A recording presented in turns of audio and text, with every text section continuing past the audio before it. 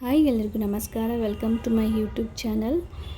ಸಂಜೆ ಟೈಮ್ ಎಲ್ಲರೂ ಇಷ್ಟಪಟ್ಟು ತಿನ್ನೋಂಥ ಸ್ನ್ಯಾಕ್ಸ್ನ ಮಾಡ್ತಾಯಿದ್ದೀನಿ. ಕುಕ್ಕರ್ಗೆ ಸ್ವಲ್ಪ ಬೆಣ್ಣೆ, 1/4 ಸ್ಪೂನಷ್ಟು ಜೀರಿಗೆ, 2 ಮೀಡಿಯಮ್ ಈರುಳ್ಳಿನ ಹಾಕಿ ಸಣ್ಣದಾಗಿ ಹಚ್ಕೊಂಡಿರಬೇಕು. ಅದನ್ನು ಹಾಕಿ ಚೆನ್ನಾಗಿ ಫ್ರೈ ಮಾಡ್ಕೋಬೇಕು. 1 ಸ್ಪೂನಷ್ಟು ಶುಂಠಿ ಬೆಳ್ಳುಳ್ಳಿ, 1 ಮೆಣಸಿನ್ಕಾಯಿ, ಅರ್ಧ ಕಪ್ಪು ಟೊಮೆಟೊ ಪ್ಯೂರಿ ಹಾಕಿ ಚೆನ್ನಾಗಿ ಮಿಕ್ಸ್ ಮಾಡ್ಕೊಂಡಾದ್ಮೇಲೆ ಕ್ಯಾರೆಟು, ಆಲೂಗೆಡ್ಡೆ, ಬಟಾಣಿ, ಕ್ಯಾಪ್ಸಿಕಮ್ಮು, ಹೂಕೋಸು ಇಷ್ಟು ಹಾಕಿ ಅದನ್ನು ಚೆನ್ನಾಗಿ ಮಿಕ್ಸ್ ಮಾಡ್ಕೋಬೇಕು. ಇಷ್ಟು ತರಕಾರಿ ಸ್ವಲ್ಪ ತಗೊಂಡ್ರೆ ಸಾಕು.